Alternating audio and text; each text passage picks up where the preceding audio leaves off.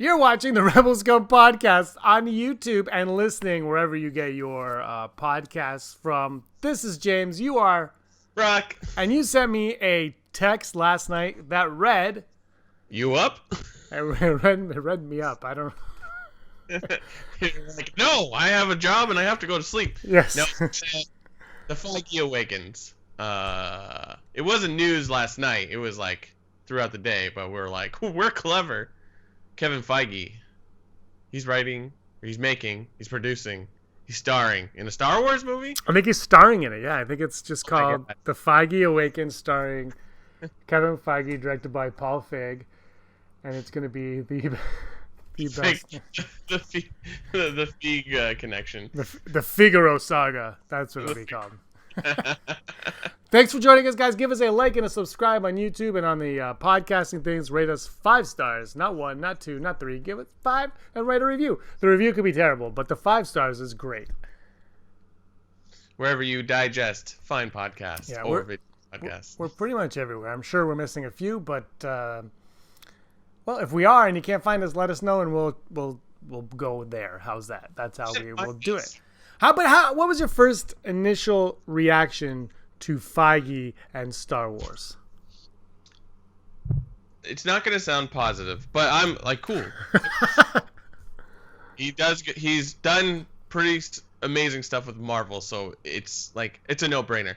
Here's my issue, though. Here's the actual thought I had. I'm like, are we already worried that, like, the stuff they're creating isn't going to be good? Or not I'm not. Like why do we have to throw, like, we haven't gotten anything new since Last Jedi, and there's a lot of things on the horizon that look very, very promising. So it's like, why are we announcing this now? I don't know. Like, you know what I mean? Like, it just seems like you got JJ coming back with Last Jedi, and there's amazing stuff being talked about. There's all these awesome directors on The Mandalorian. Disney Plus is coming out. Like, why does Lucasfilm or Disney, I don't know who made the choice to announce this, why do they have to announce now? Like, I'm sure they could say, okay, great, Kevin, keep working on that. And when we finish our other projects, or if we put out another failure, if you want to call it that, I don't think there's been any real failures in Star Wars currently, then we'll do that. You know what I mean? Like, I don't know. What did you think? Like, I think it's great, but like, well, I thought if you're gonna have a whole big universe of films and big epic films people want to see, then there is no one with a better resume for that than Feige. Sure, exactly. However, I immediately went to Rian Johnson's trilogy and Benioff and Weiss. And Bob Iger said the next movie out of the gate would be the Benioff and Weiss one. He didn't say it was going to be a trilogy. There are 3 Star Wars films planned. Yeah. And I said, I think the last podcast is, what if we just get or maybe it was a live stream. I said on something, what if it's not a trilogy of films? What if they are 3 independent of each other pictures, and they'll decide which ones they continue with, and maybe if one doesn't turn out the way they want, they're like, that's a one-off, we're not going to go. But they're not going to pigeonhole themselves to, hey, this is a solo film, this is part of a trilogy, this is a 9-story arc. They're like, we're just going to do one, like George Lucas did with Star Wars, and we'll see how it goes from there. Hopefully they have ideas expanded beyond that. But that was one idea. The other one was, is there room for all of these things now? Right? Yeah. Like, if Rian Johnson's is not, there's a lot of rumors that it has been canceled, but if it has not been canceled, when is that happening? Benioff and Weiss is next, and now you got this one, but they're not going to put them every 6 months, every year. So where's the room for this? And then I thought maybe Benioff and Weiss just signed that Netflix deal. Rian Johnson's doing another film. Maybe those 2 options have gone away, and Feige is the next one in line. Those are 3 things that popped in my head immediately. Yeah, that makes sense, because I think we're so used to, like, when you make a Star Wars movie, you stay. We're used to George Lucas, where it's like, as long as if they're going to make a movie, then like, this is who's gonna make it, and that's not really the case anymore, right? Like, yeah, we had JJ, and then Rian Johnson, and then Gareth Edwards, and then Uncle Ron. you make a really good point. Even though it's like, yeah, we got these guys, but like stuff like that happens all the time where like they can't make it because of scheduling and what have you. People gotta work, even though they're all very rich. I don't know why I did an Italian accent there. But let's say Benioff and Weiss was like, we want to do Star Wars, and Lucasfilm was like, yes, and Disney like signs a check, and they're like, we're gonna do Star Wars, and they sit there and like, well, we don't know what to do with Star Wars, because they were like, we wanted to do something with this, and Lucasfilm was like, no, we're not, or Disney's like, we don't want to go in that direction, we want you to stick there, and they're like, it's been a year, and we've heard, and they said they would start after Game of Thrones. Game of Thrones has been done now. There's been no discussion by them. The first thing we hear is they're doing a Netflix series. Okay, so like they weren't mentioned at Celebration, which in fairness, I think Celebration was the day of the Game of Thrones premiere. Yeah. So I guess it makes sense they weren't there. But D23, nothing. Yeah. It's weird that's silent. And Rian Johnson keeps saying, I'm at the stage, and he said at the Knives Out premiere in Toronto, he said, I'm at the stage where I'm not allowed to say anything. Mm-hmm. What stage is that? Every stage, So I hope, excuse me, I hope he still does his trilogy because I want to see more Star Wars, but it's not looking good for him right now. Yeah, I don't know. I mean, I'm very excited for Knives Out. Yes, I don't mean in that respect. I mean in Star Wars. It doesn't look good for him continuing on in Star Wars. And this is a Star Wars. This is not the Knives Out exclusive podcast. Ooh, that's coming next. Teeth, Knives Out. But yeah, no, I get. Yeah, your point makes a lot of sense. Like sometimes that's just how Hollywood works. Like you all want to work on a project, and sometimes it just doesn't work out. Yeah.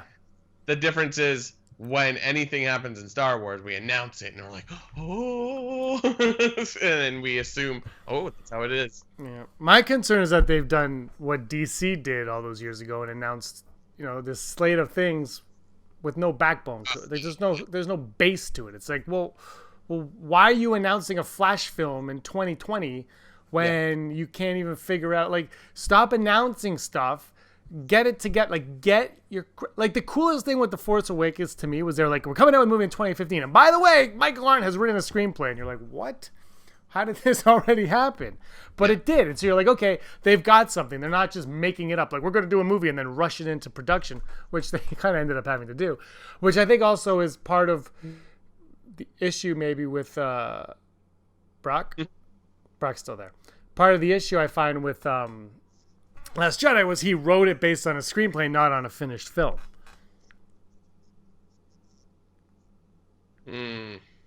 Right. Do you know what I mean? Like, and I'm just going with, like, let's say the discrepancy between Luke on the rock on Act 2 with the rocks floating around him versus I've shut myself off from the Force. It's little things like that. You can take it whenever you want. Yeah. It's so wild. It's like sometimes you kind of want to sit down and it's like, hi, what is the plan?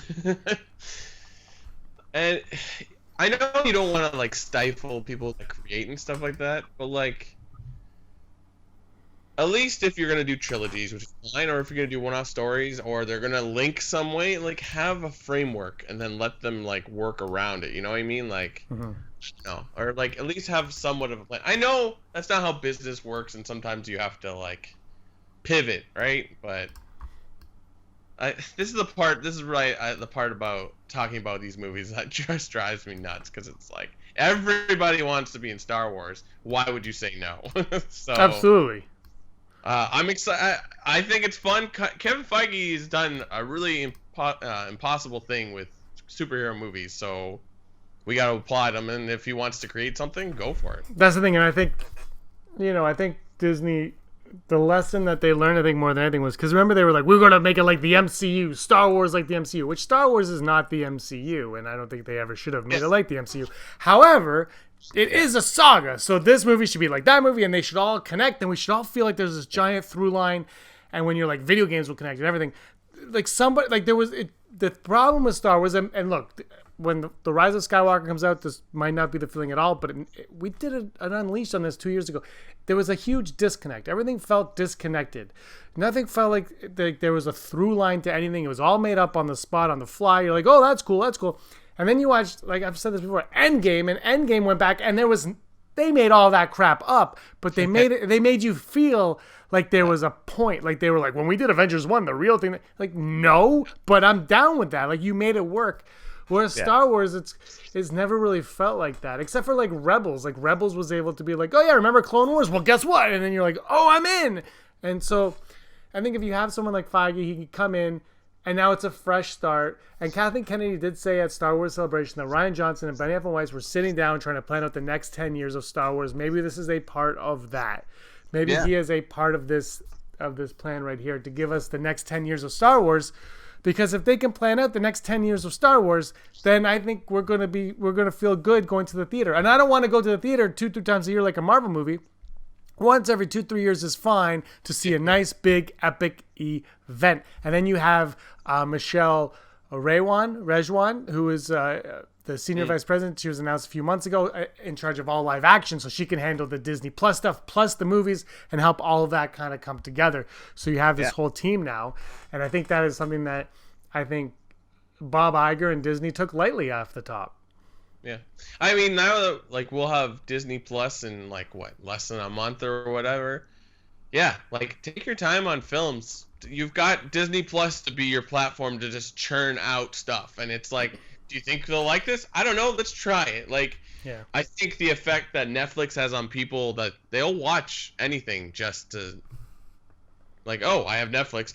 Might as well watch it. Because every once in a while, or no, I wouldn't even say that. I would say 50% of the time, depending who's watching Netflix, you'll find something that's like, oh, I would have never watched this on TV or never gone to the theater for this. But now I have this Netflix thing. Yeah, I'll try it. I'll try new things. And Disney Plus can totally advantage off that. And then, yeah, like you said, so then is Feige for sure making a theater film, or could it possibly? Has it not been announced? It was a movie, and Bob Iger did say before that Star Wars movies would not be on Disney Plus. It would only be series. There would be no movies on Disney Plus, which I think makes sense. Obi-Wan Kenobi, Solo, whatever, all that stuff. Make those mini-series if you want. Don't make the movies. Flesh them out a little bit more. They need to have a little bit more time. That's fine. And then give us the big, huge event films that make me want to pay my 10, 15, 20, 25, 30, whatever it's going to cost, especially in 10 years from now. It's probably $50 for a movie ticket. But make me excited to go see that. And I love Solo, but Solo did not carry that excitement with it. It couldn't in comparison to what we had before it. Mm-hmm. Yeah, no, it's great. Kevin Feige, welcome aboard. I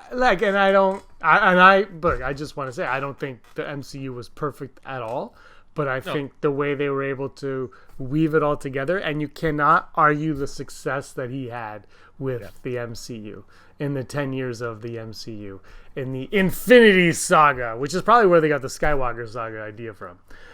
Or vice versa. Anyway, you can't argue it, so I just think it makes complete sense, and now there is a platform for Brie Larson to come in and play a Jedi. Well, he did say he had an actor and he had a part in mind for them. Oh yeah? Can we just speculate on that for a second? Just have some fun and be like, who could this actor be and what could the part be? I picked Sean Astin as a Yoda type character. No, Sean Astin as a Jedi who was too short to make it on the team, on the Jedi Council, but then eventually got called in because Saw Gerrera, Forrest Whitaker, mentored him as the janitor. Okay. I'm gonna go Idris Elba as a super young Mace Windu, which doesn't make sense because I think they're pretty close in age. I think Samuel L. Jackson's maybe a 10 years older than Idris. I don't know. Idris Elba should be in things though. But yeah, it's wild. It makes sense. I don't know how Disney works. If they have an office where it's like, that way's Marvel, this way's Disney, that way's Star Wars. I don't think it works like that, but no, Star Wars is still at Skywalker Ranch at Lucasfilm. So it's sure, the paycheck comes from the same place. Just no, but this invoicing. I think I think any Star Wars news that hints at something new is positive. So let's look at that. And let's go over to some negative news. And in 2015 news, George Lucas was felt betrayed and disappointed by The Force Awakens. This is news once again because Bob Iger released a book, and this is like apparently just a small fraction of the book, but because Star Wars is mentioned, everything's got to come crashing down. Yeah. And I did a Patreon exclusive audio on this where I said I don't care. And Brock, what are your thoughts on that? This is like when, like mid last year. We're like, was it last year? When did The Last Jedi come out? Last year? 2 years ago. Or so? 2 years ago. This is like when Hamill was like, "Oh, this is not what I expected." I'm like, Mark Hamill, who cares? It's not. You're not writing the movie. If you want to write the movie, there you go. Would you get excited if Mark Hamill wrote a Star Wars movie? Has he written anything out before? I can't. I gotta look that up, but like, I don't know. But he announced it, people will be like, "Oh." But my base would be like, if he's ever written anything before, I'd be like, "Well, that's weird." Yeah, it's just it's similar to that where it's just like, blah, blah, blah. I'm like, what's going on? We're all making money here. Like, relax. Like, George Lucas, like you're right. It's like when I read this, I'm like, this already was said. Like we're through this, and like. It's not. I don't think it's news anymore that like somebody didn't like Last Jedi. Like, you don't like Last Jedi? Cool. No, like Force Awakens. Force Awakens. Sorry, Force Awakens. But you know what I mean. Like, this was my feeling on it though. First of all, there's a huge thing on Twitter. I put a tweet out, whatever, where I'm like, both sides have mended. They don't care. Like they obviously have buried the hatchet there. But George Lucas is allowed to be disappointed, and you know. Yeah. And he submitted treatments that they threw out, and they did say we don't have to use this, and he knew it, but obviously deep down he wants them to use it. You know, he didn't write and be like, "I'm not happy with these." He wrote them and was very proud of them, I bet. And so, of course, he's allowed to feel betrayed, and of course, he's allowed to feel disappointed. But also, of course, Disney does not have to use any of that or give a crap about George Lucas's feelings. That's just how it is. And I think they both understand that. And I think, Bob Iger is a businessman, but I'm sure somebody said something to George Lucas is like, look, we know how you feel, but this is what we have to do to continue our Star Wars, because now it is their Star Wars. I think the problem is fans getting involved, being like, this is dividing the fan base. Why? Like, let's all just back up and remember that George Lucas didn't write everything Star Wars. He's had help numerous times along the way. So it's like, just because someone else is writing something different and they didn't like the original thing, like, move on. And he sold the company. It's time. Here, I think I've asked you this question. I don't know if we ever had an answer. Why didn't they make any more Star Wars movies after Return of the Jedi? Outside the fact that they're like, oh, that movie's done. Because Lucas was done. Lucas was done. And I think now he says the technology wasn't there to do what he wanted to do. But right. I think what happened was, I think he got burnt out doing the original trilogy. Because that's a lot of work, right? I think he got burnt out and he was like, I need some time. And then he saw the leaps and bounds technology was making with movies like Terminator 2, The Abyss, Jurassic Park. And he's like, okay, now I want to play with my toys. And so he went out and he was like, we can make a CG character, and I'm going to make a CG character. And that was Jar Jar Binks. He's like, we could have these. And I think that's what it was. It was just and I think digital cinematography was coming into play. So everything was kind of lining up for him, which is part of his disappointment in The Force Awakens was it didn't advance the technology, which is also something James Cameron said 4 years ago about the movie codes, but it didn't advance it. And that's part of what Star Wars does, is advance it.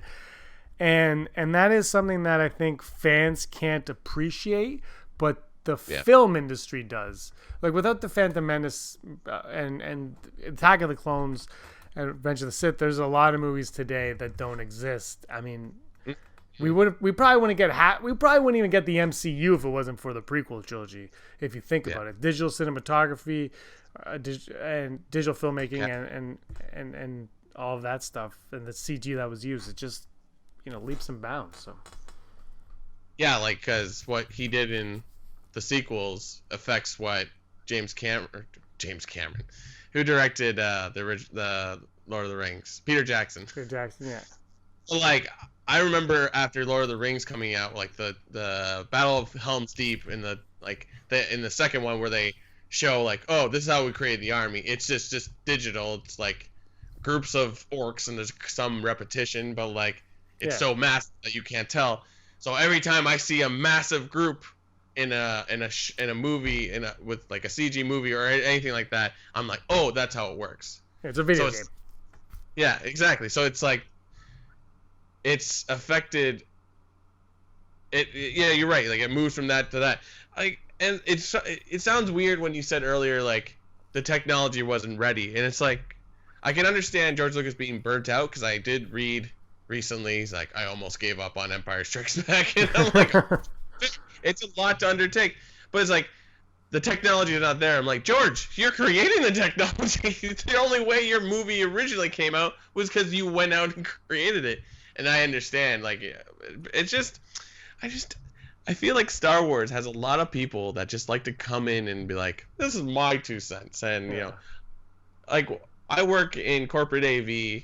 I deal with, like, video stuff all the time. And you work with people that have been around for a long time or are very stubborn. They're like, oh, blah, blah, blah, blah, blah. Or there's always someone wants to give their 2 cents. Like, I didn't ask for it. I'm doing my way, and it's working. I'm also taking skills you've taught me. It's just everyone wants to give in their 2 cents. They're like, why? Why is this a thing? But yeah, is there any video of George Lucas actually saying these things? Because I can't recommend or recollect is the word I was searching for. Any actual video? I just hear quotes. The burnout part, I want to say no, but the technology wasn't there. Yes, I've seen that on. I think they're on the DVDs. And I know there was a news story prior to the Phantom Menace. If you can dig, I don't even know what news it was on, but I remember watching that. That was the first time I ever saw him with his yellow pad of paper. That was in the 90s. I was like probably like 98 or so. I mean, like his feelings towards like Force Awakens. Was any of that actually in no, well, he was on ABC News and he said it felt like he sold it off to white slavers was the term he used. Kind of a poor choice of words. I also but this is out of Iger's book. Like Iger just wrote this down. That's how he felt. He doesn't give quotes from Lucas. But he kind of gives like how he felt, which I think is an honest thing. Why would he lie about that in the book? And George Lucas, he would have. But look, I said this in the tweet. George Lucas was invited by Bob Iger and Disney to attend the opening of Galaxy's Edge, and George Lucas went there. I was like, this is phenomenal. Disney's still making Star Wars. None of them seem to care about that episode that happened 4 years ago. So I don't think, I think this was a non-story. I've heard the book is really good. I actually am like, kind of want to read it because it's like probably, I want to be rich like Bob Iger. That's why I'm like, if I read this book, I will be rich like Bob Iger. But I think people, mountains out of molehills. Oh, huge, like... At the end of the day, who cares? We're talking about billionaires being mad at other billionaires. My sandbox was different. It's like, don't get me wrong. Mark Hamill, George Lucas, Bob Iger, I don't know, James Razile. They can say whatever they want, and I'll be interested in what they have to say. But like, I'm not always going to agree all the time. It's like and as these guys get older, it's sort of like, come on. Like, just relax. Though this brings something into my mind. When are they gonna let George Lucas just like write a book about do a Star Wars book, like not about Star Wars, like a fictional novel? Like, hey George, do you want to write something about Luke? I would say never. First, really? I don't think he'd ever want to write a book, but I also just think that they're like, this is not because if George Lucas were to write a Star Wars book. And let's say they go and like, you know what? You can do whatever you want. We'll call it Legends if you want. Yeah. And he writes something. And he writes his sequel trilogy, let's say. Yeah. Then people are going to be like, wow, this is the best thing ever. Even though those are the people that went to the prequels and hated it. But you know what I mean? Like that's it's an uncomfortable place, I think, for everybody involved. Yeah. Because Star Wars is no longer his. It's not his story to tell anymore. He did 6 Star Wars movies, 2 amazing animated series, an amazing 3D animated series, because Droids and Ewoks were the 2 amazing animated 2D animated series, I should specify.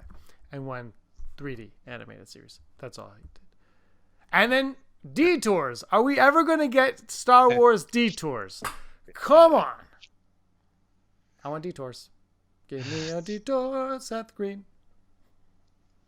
I was just sort of like, why does this matter? Like, we're still making stuff. Like, I know.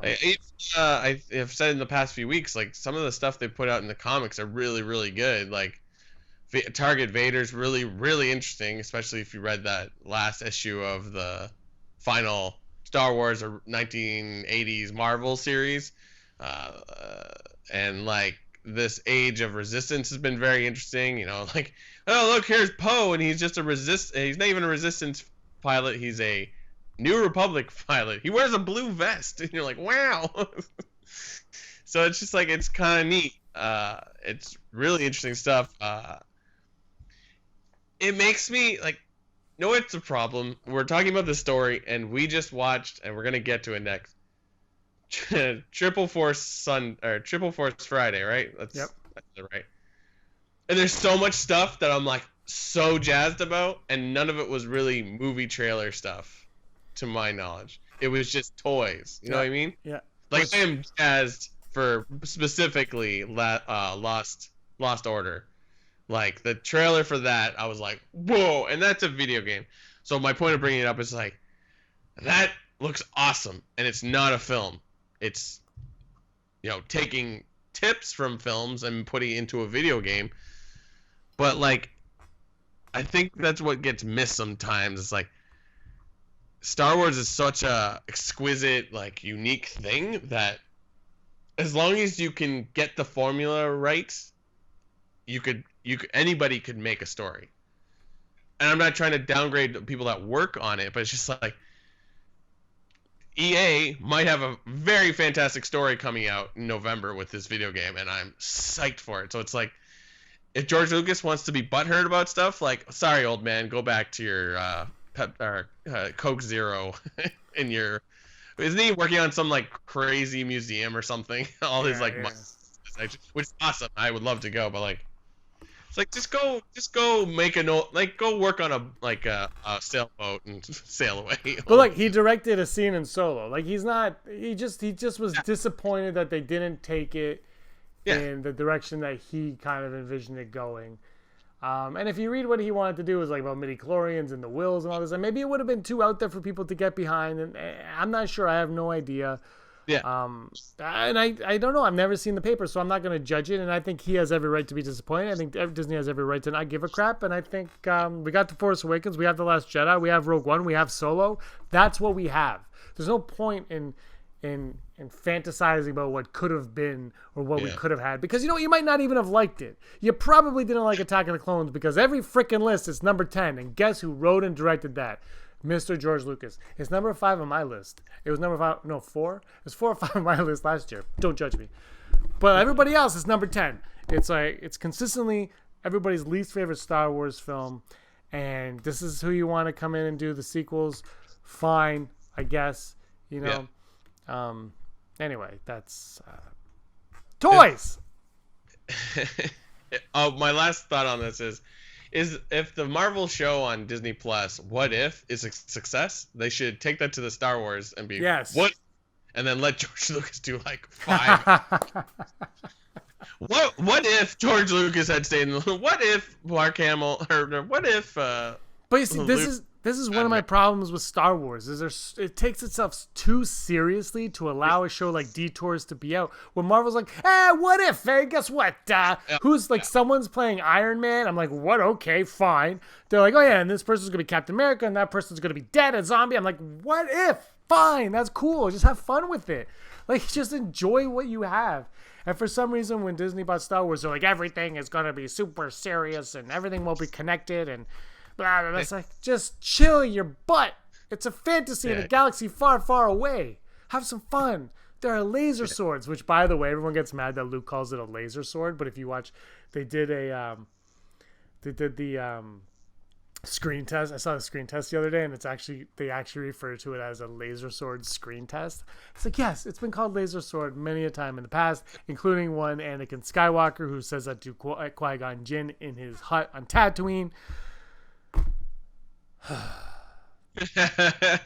But they take themselves too seriously, I think. And Star Wars should be fun. It should be a giant epic fantasy, sci-fi fantasy, all that. I get it. It's fine. But it needs to be fun. They need to have fun with it. You know what I mean? Like the drummer from the Police sang the song for Droids cartoon. Oh yeah. We never got a Porgs cartoon. And everybody gets mad because they have that BB-8 style cartoon now where all the characters are like round. They're just circles on top of each other. I don't know what it's called. Do it. I don't care. Like, have fun with the brand, man. Just like enjoy Star Wars. Disney enjoys Star Wars. Lucasfilm enjoys Star Wars. Everybody just enjoys Star Wars. Yeah. Toys. All right. Did you watch the whole live stream? Pretty well. I think I skimmed over the Mandalorian because I just had to get done the video, but like I thought it was great what they did. Warwick Davis, like, home run. Like, just, I swear he probably said something I've heard him say already, like times, but like it was great. I don't understand why they split up the show between Pinewood a lot. It wasn't really live because I feel like there was a lot of quick cuts in the Pinewood part of it. So I'm like, this isn't really live. And plus, then you would see Naomi Acker with the dude from Star Wars show, and her hair is totally different. And then she's on set with Warwick Davis, and she's like to the nines. I think Pinewood was live. Pinewood, I think, was live. I know, that's what it said, but just something about it didn't. This is just me being like, why did they do that?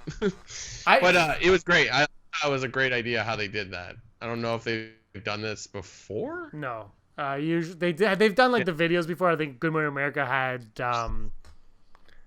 Bodie. I can't think of his name now. Bodie. Riz Ahmed.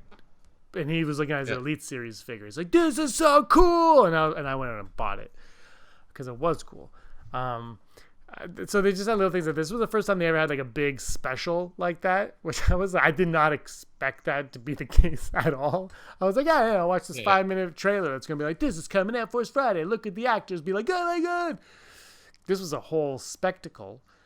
It was like 45. Yep. I want to know your opinion on the Funko Pop movie they showed in the middle of it. What did you think of that? That was great. Whoever animates, I mean, I'm sure it's a team of people animating. They do such a great job. Like, I love the part where like they're like pushing all the things in so it doesn't explode, and like BB-8's like hanging in the air and then does the lighter thumbs. I laughed like that. I was like, it's so like fan service, but like, yeah, why wouldn't he do the thumbs up? Exactly. But yeah, it was cool. I liked it. It was kind of, it was a little overdone, but like this whole reveal of the toys out of that black box thing, I was like, that's kind of neat. But then after a point, I'm like, okay, can you just like have it on the table? Yeah. So what? Well, they had to surprise them. So like, oh, I love how much. God, who plays Finn? John Boyega. John Boyega, thank you. Sorry. He's like, oh, they got my hair right. They got my hair right. I'm like, relax, John. Well, he had to grow it out. He said that multiple times. Did you notice what Daisy Ridley said about Pasan? Oh, that we have seen it already. We just don't know. Or like seen things, but we haven't realized we've seen it. And I was like, oh yeah. And then they show that scene where there's a big billows of dust, and then a jet trooper comes out of it. And I'm like, oh, I forgot. That's like when they announced those jet troopers, I thought, oh, I can't wait to see them in action. I was like, oh, I have seen them. I was like, that's cool. So like I didn't there. What did you think of the 3PO 6-inch figure? Is that the Black Series one? I can never remember. With Chewbacca's guard. Yeah, I think that's awesome, especially once we got that fake poster back in the day where he's holding a bowcaster. So it's like, oh, there is some reality to that. That poster is more legit every time you look at it now. Yeah. So it's definitely that thing. That figure definitely stood out the most because we got this look at Babu, Yeah.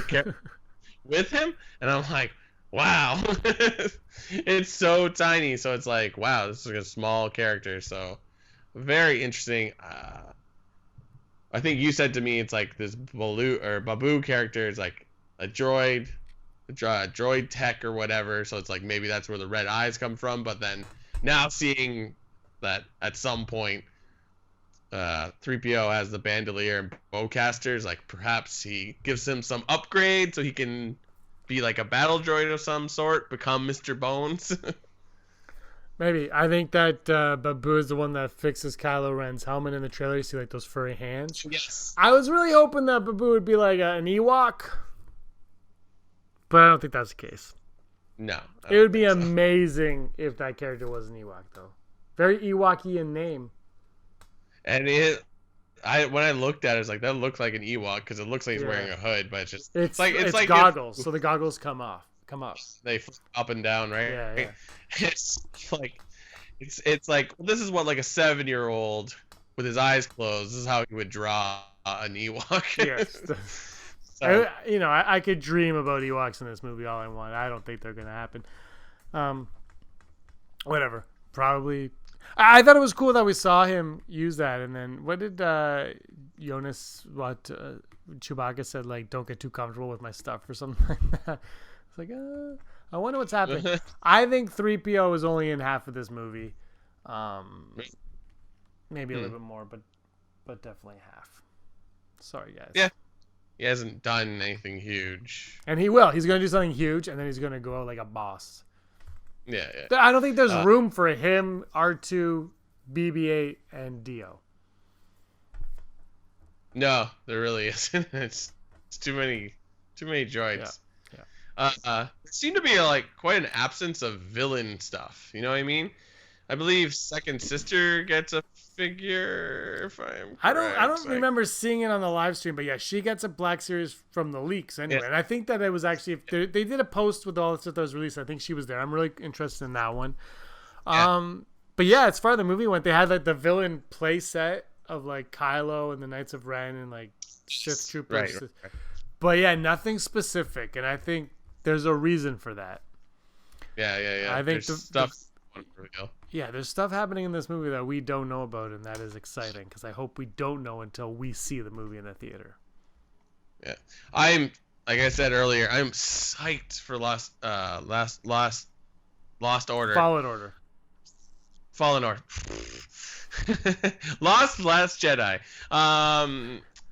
Fallen Order. This game looks amazing. That trailer like really grabbed my attention. We see a little bit more of gameplay and it looks awesome. Of course, like you're never really gonna know what it's like till you actually get it in your hands. But the story looks wicked. Like the first trailer seemed to be based on like I don't want to be a Jedi, and now this is showing Cal Kestis more of okay, let's do this. And like BD1, his like droid friend, like that's gonna be sweet. But then we got I don't know if you noticed because I think this character is more in the comic. Ninth Sister is revealed in this trailer. Prominent in like the Vader comic and very cool character. So we're seeing for sure like Second Sister, which is the main villain it looks like, and then Ninth Sister. We could get more Inquisitors. That's great. I love it. And who knows? Maybe Vader. Maybe. But I'm psyched. I really want that Xbox controller. I hope they sell it separately. Did you watch that part? Yeah, as well? I saw that part. So it was with. Yeah. So, sorry. So for me, for the PlayStation side, when I got the PlayStation 1, it came with the PlayStation Star Wars controller, and you were able to purchase it separately as well. So I have two of them, but they at least for the PlayStation, they were pricier than the average controller, but you could buy them separately. Yeah. Because I have a Gears of War Xbox controller, so I'm like, ooh. Yeah, it was a nice controller for sure. Definitely a nice controller. Yeah, so I'm very excited about that. The Cal Kestis pop, I thought that was really cool because it's got the BD1 with it. Yeah. Right on the base. Like, I don't know if I'll get it, but like, they look nice. I think if I see it in person and the BD1 looks awesome, I'll probably pick it up. Mm-hmm. No, I'm very excited for that. Like I said, it's like the story is really engaging, and we haven't really seen much. Yeah. We're just like, it's a typical like street rat movie. Yeah. He's Aladdin basically. And Andrew will be disappointed by the game 100%. Oh well. What you gonna do? They can't all be side scrollers by. The book is still over there. I can't reach it. All right, do you want to move over to odds? Let's do it! Never tell me the odds. Our odds are brought to us by Patreon. Thank you so much for your support on Patreon. If you want to support Brock and I on Patreon, if you want to support the Rebel Scum Podcast Network on Patreon, you just go to patreon.com/Rebel Scum Podcast, and you'll be there. Brock and I were talking today about doing some cool stuff starting in the month of October. Patreon exclusives that we're going to do. All of them involve Kentucky Fried Chicken. Ooh, finger licking good. Yeah. Today's Never Tell Me the Odds is brought to us by Heidi Feder, Barry Brophy, Dennis Allen, Christine Allison, Mary, Kristen Athen, Jeff Wilson, Aaron Quinton, Al Schuler, JRB, Nerdcast, Scott D, Andy Higgins, Mason Hope, Matt W, Tony Comstock, FP, and everybody's favorite, Denim Nerds. And we missed Phil Staniforth. I thought I said it. I think we flipped it. Okay, Phil was on this show a little while ago, so you go back and watch Phil. He's a great guy. The best. Bam! Patreon.com/Rebelscom Podcast. Thanks everybody for all the support. It really means a lot to all of us here doing this. We have a lot of fun talking Star Wars, bringing you Star Wars content, and talking about it until the cows come home. Ooh. First on. The odds of Kevin Feige replacing Kathleen Kennedy when she retires. 0%. 0%. Because he's doing the same role, I would assume, in Marvel. It's like, does he have to be in charge of everything? That's well, he would, I would think, give up Marvel. Oh, sure. But like, one thing. I don't know. It just seems there's people that have been working with Lucasfilm longer, you know what I mean? Just because he did the one good thing, then I don't know how old he is now. He's probably in his 40s, 50s. Like, you don't have to be in charge of everything. Yes, you do. But yeah, I don't feel like how I feel about like people are like, oh, we got to replace Kathleen Kennedy. Yeah. If she's going to retire, like, okay, that's great. But like everyone's like, she needs to be replaced. So I'm just like, no. I'm gonna say 13.7%. Because Lucasfilm is separate from Star Wars. Like, this is the Kathleen Kennedy's position is the exact same as Kevin Feige, sure, but the Marvel Studios is all one big story. But Lucasfilm is Indiana Jones, Star Wars, Red Tails, Howard the Duck. Like, it's but it's Willow, it's things like that, and it's a different role. So if they made a role in the Star Wars universe like that, but I think that's kind of what Michelle Raywan is doing. Yeah. So there's no spot for him there. So I'm not gonna go 0. I'm gonna go a little bit high, but I still think no. I mean, it's a nice pipe dream by a bunch of nerdy white guys. We'll say, how's that? Yeah. I'm looking in the mirror. The odds of Feige's movie, these are all about Kevin Feige. The odds of Feige's movie being based off of Legends material, like anything from Legends, whether it be an old cartoon show, whatever. The reason why that's the odd is because he did that basically with the MCU, where he took stuff that you knew, but he was able to reprogram it and repurpose it for theatrical use. Which, look, let's be honest, for superhero movies, that was not an easy thing to do for people for years. Like, superhero movies based on comics sucked for a long time, and Feige was able to master that and perfect that. I mean, the thing is, Marvel isn't a good example because even prior to the last, like, 10, 15 years, they're always about retconning things, you know? Like, they just do it on a regular basis now. So it's like, it's very easy to make a movie with a whole different type of story, but still feel like, you know what I mean? But that's just me being me. You know, like, when they killed Captain America, it was in Newsweek, but, like, Captain America had died several times prior. It's a thing that happens in comic books. No one's dead, not even Gwen Stacy. But origin stories, though, are basically the same throughout. And they were kind of able to... No, but everybody... See, DC, I think, is harder to do because it's like... Because everybody knows how Batman becomes Batman, how Superman comes to... Like, everyone knows those stories so perfectly that if you don't do it that way, you watch, you're like, well, that's not how it happened in the comic. Well, yeah, yes and no. I mean, yeah, there's a certain framework you stay within, but, like, they keep retelling those stories. Yeah, like, no, not that, but... Yeah. But, man, comic book movies were botched for so long, though. Oh, yeah, no, I'm not disagreeing. It's yeah.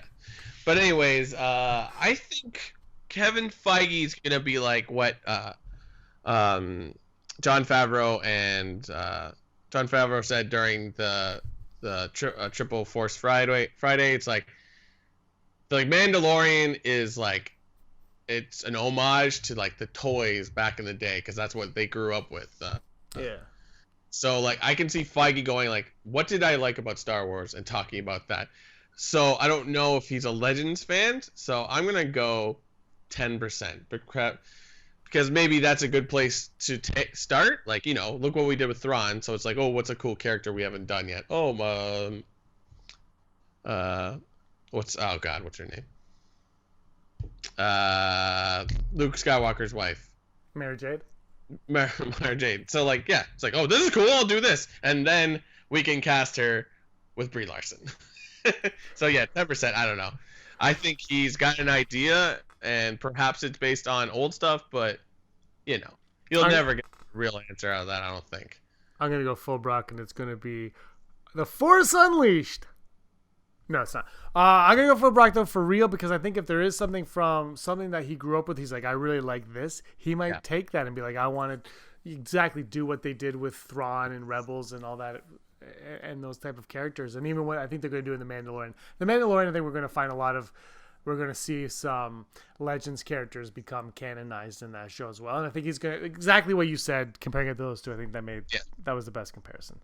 And they're all the same era too, basically, of individual. Like, they're around the same age, I think. So it kind of makes sense that they're all on that train. And our final odd, the odds of Brie Larson appearing in the Feige Star Wars movie. Brock? It's like I knew what the next... I don't know if I've ever seen her with red hair, but yeah, I'm going to go 100% she's Mara Jade. I think I'm going to go... I'm going to go low. 11%. Yeah. I think he's got somebody in mind. It's not her. I mean, it might be. I could be completely wrong. It's not like I know. These odds are just a guess. But I don't think it is. I think it's somebody else. And I'm going to go 11. Like, who is he really good friends with in the MCU? I don't know anything about Feige other than he wears hats. He's just the guy. Yeah. It's like Kathleen Kennedy. I don't know that much about her. She's just the person that's always there. Maybe it's Tobey Maguire, because he did produce the Tobey Maguire Spider-Man movies. Okay. It's not. All right. Sebastian Stan, Luke Skywalker, 100%. I'm going to go 11%, though, for that one. All right, you want to go over to the news? Let's do it. Hollow news. There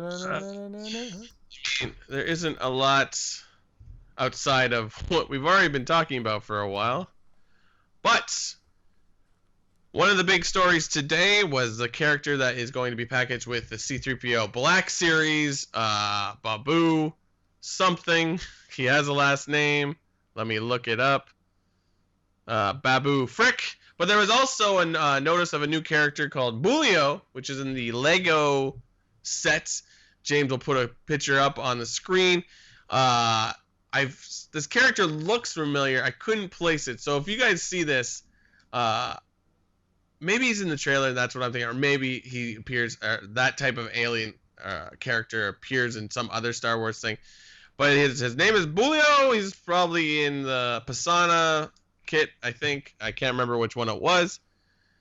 He was revealed as part of the new Lego Millennium Falcon set, and Babu Frick was revealed in the accessory of the C3 Hasbro Black Series. So that's cool. 2 new characters. I'm sure there will be a list of new characters coming as we go between now and the next 3 months of the road to, what do you call it? Rise of Skywalker. Also in toy news, a new Kylo Ren action figure had a card back for the action figure that says, as Supreme Leader of First Order, Kylo Ren wields more power than ever before. Nevertheless, Ren continues to search for secrets of the Force from the depths of the dark side. So we're getting a little hints. I don't know how big it is, but sort of a confirmation of things that we've been assuming, that Kylo Ren is on a journey to look for some kind of new power. I don't know, but we get a little bit of hint of it, or it could all be BS. I don't know. We talked about toys for 3 hours today. And in our final story, IDW will restarting their series of horror comics at Vader's Castle, which will be titled Star Wars Return to Vader's Castle. They did this last year, delivering readers weekly tales of terror centered around the Sith Lord's headquarters on Mustafar. Much like the original series, the horror will still be tame enough for young readers, but with last year's miniseries featuring vampires and ritual sacrifices, it will still be more intense than your average Star Wars comic. It's going to be written by Kevin Scott with artists such as Nicola Baldari, Nick Brokenshire, Francesco Francavilla, Kelly Jones, Maggie Levins, Charles Paul Wilson III, and it'll be a 5-part mini-series. You can go to StarWars.com right now and check out exclusive first look of issue number 1, drawn by Francavilla. It centers around a servant of Darth Vader on Mustafar tells a new terrifying tale, one of the crew sent to Lotho Minor, where there is one goal: survives the planet's horrors. And that will debut October 2nd. That's next week. And will go throughout the month. So perhaps you don't read them when they come out. Just grab them. And then on Halloween, have a spooky Star Wars thing. There you go. There you have it. That's the Holo News. Holo News. That's my singing, everybody. Hope you enjoyed it. Top 5. Top 5. What is top 5? This top 5 products we are excited to spend our hard-earned money on after watching the Triple Force Friday release stuff today. I saw some stuff that I did not know was coming, and I was very, very excited. Some stuff I had seen before. By the way, Billy D. Williams, how did he look like? These are toys. Why am I here? He kind of looked like cool idiots. Where's my paycheck? I love me Billy D. Williams. Saw him at Niagara Falls Comic Con. He was there. Saw him from a distance. Yeah, he looked great. My number 5, the Funko Pop version of one Zori Bliss. Interesting. Yeah, I thought it looked cool. It looks like she's in Daft Punk. It's true, she does, and I will put that next to my Daft Punk record that I have. Carrie Russell looked real awkward when they interviewed her. So she's like, "What is this?" I think that's what it was like. Her and Billy D. Williams were both in this thing. Like, what the? Like, I am a trained actress. Like, what? Where am I? I was in Felicity. Look at my hair. It's never made me do this. I like Daisy Ridley too, and Anthony Carbone's like, what year are you used to this? She goes, "No, I've never done this before." It's like, what are you doing to these actors? Money. All right, you're number 5. My number 5. Spoiler: I pretty much mentioned all the things I like. Absolutely. My number 5 is going to be that cool Star Wars themed controller for Xbox. I might actually buy it. Do I need it? No. Is it nice? Yes. So I might go and get that. I don't really want to buy a new Xbox, but if I had the money, I would go and just buy the Star Wars Xbox. But that's like the They're doing it for both versions of Xbox, like the high end one and then the lower end one too. So, my number four, the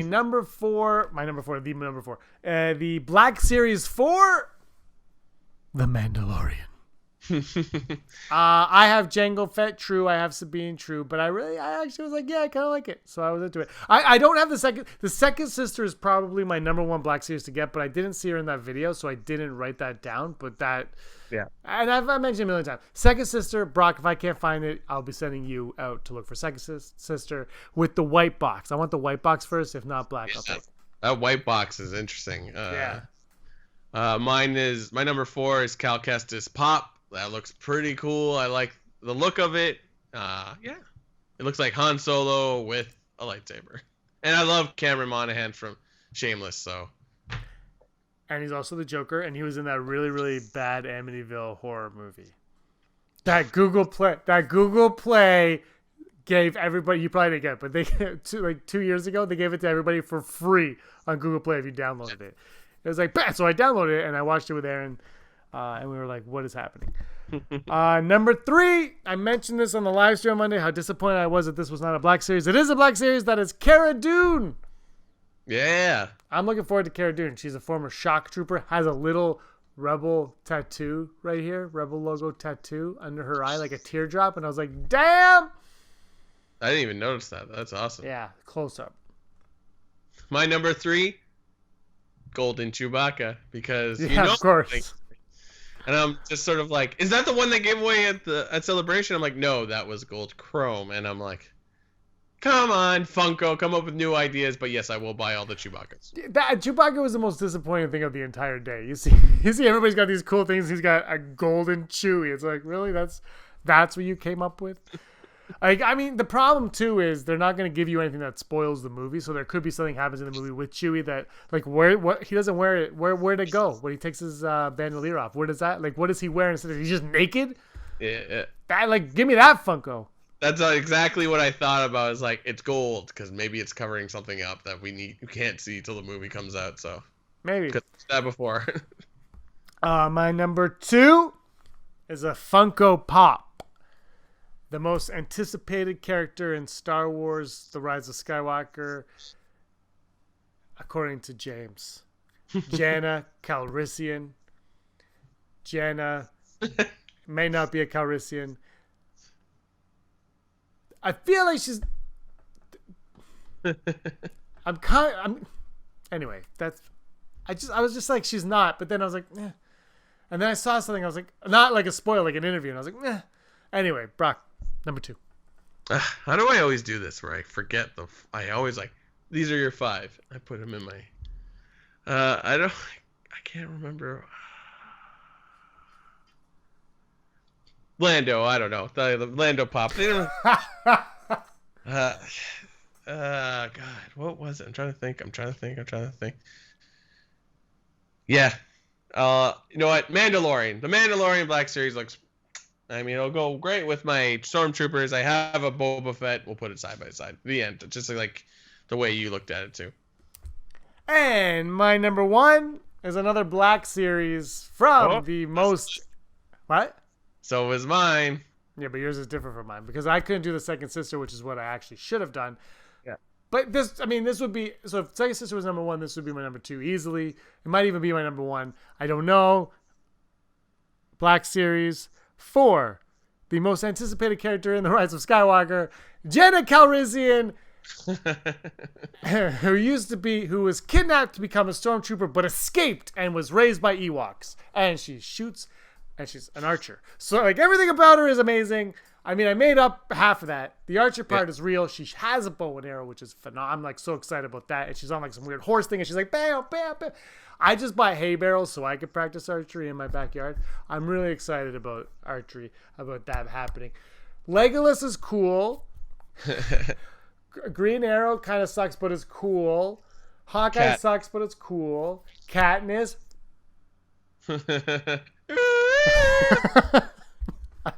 I'm excited to see this character. I don't know. That's my number 1. I've said this forever, though. I'm really excited for that. I'm jazzed. I'm going to pick that one up if I can. White box if possible. Brock, you're number 1. Number 1, C-3PO Bandolier. Oh, yeah. and Babu.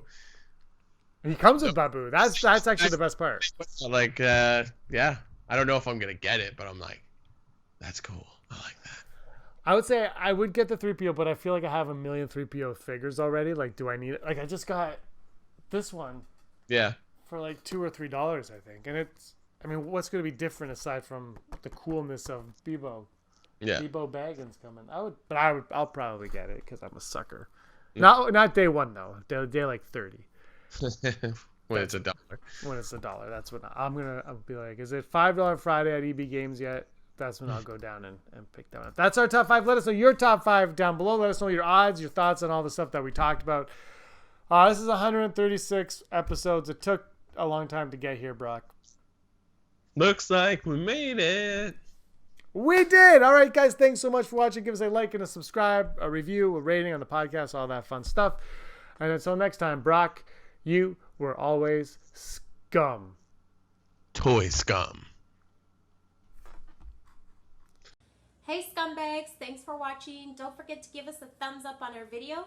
As always, please subscribe to our YouTube channel, Rebel Scum Podcast, for all the latest videos.